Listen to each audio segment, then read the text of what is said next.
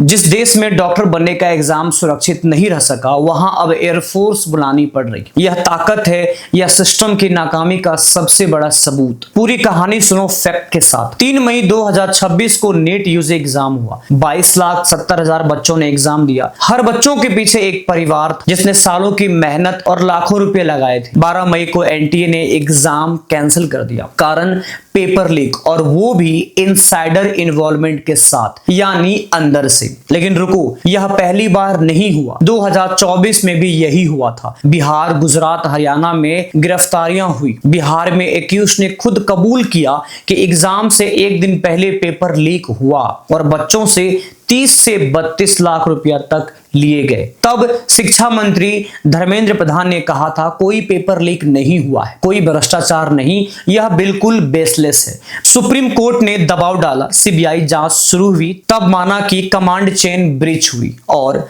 अब 2026 में वही दोहराया गया। अब सरकार का जवाब क्या आया? एजुकेशन मिनिस्टर धर्मेंद्र प्रधान कर रहे हैं, हम एयरफोर्स की मदद से पेपर पहुंचाएंगे, यह स्टूडेंट्स के फ्यूचर के रक्षा के लिए। राजनाथ सिंह की अध्यक्षता में हाई लेवल मीटिंग हुई जिसमें धर्मेंद्र प्रधान और ज्योतिरादित्य सिंधिया भी थे। पीएम मोदी खुद हर डिटेल की निगरानी कर रहे हैं। अब अपोजिशन क्या कर रहा है? राहुल गांधी ने कहा यह लीक एक क्राइम है, युवाओं के फ्यूचर की नीलामी हो रही है। कांग्रेस ने मोदी सरकार को पेपर लीक गवर्नमेंट का नाम दे दिया। एनएसयूआई ने कहा एजुकेशन मिनिस्टर इस्तीफा दे। सुप्रीम कोर्ट ने 25 मई को सरकार से स्टेटस रिपोर्ट मांगा। स्टूडेंट्स ने जंतर मंतर पर नारा लगाए 24 lakh student wants exam not scam. और क्रिटिक्स का सबसे तीखा सवाल यह है, एयरफोर्स का काम देश की सीमाओं की रक्षा करना है। अगर एक एग्जाम पेपर को सेफ रखने के लिए लड़ाकू विमान चाहिए तो एनटीए पिछले 10 साल में क्या कर रहा था? 240 एग्जाम्स और 4,50,00,000 बच्चे बैठे और सिस्टम इतना कमजोर रहा कि आज ये नौबत आई है।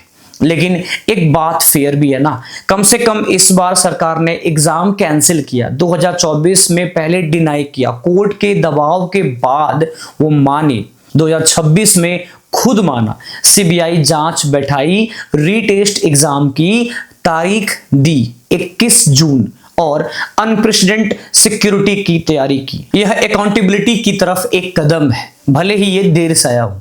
अब असली सवाल यह है कि एयरफोर्स से पेपर पहुंचाना सॉल्यूशन है या सिम्टम? अगर सिस्टम इतना टूटा हुआ है कि मिलिट्री की जरूरत पड़ रही है तो एनटीए को पूरी तरह रिफॉर्म कर देना चाहिए। जो इनसाइडर थे उन्हें कब सजा मिलेगी? और जिन 22 लाख बच्चों का 1 साल बर्बाद हुआ उनका हर्जाना कौन भरेगा? दोस्तों, ना एयरफोर्स का दोष है ना उन जवानों का जो ड्यूटी पर है। गलती उस सिस्टम की है जो इतने सालों में ठीक नहीं हुआ, और उस सरकार की है जिसने पहले डिनाई किया फिर माना, अब आर्मी बुला रही है। 21 जून को एग्जाम होगा, देखना है कि इस बार सिस्टम बच्चों को धोखा देता है या नहीं। इस वीडियो को शेयर करो ताकि हर नीट स्टूडेंट तक यह पूरी कहानी पहुंचे। लाइक करो, अगर आप सहमत हो तो आप कमेंट भी करो।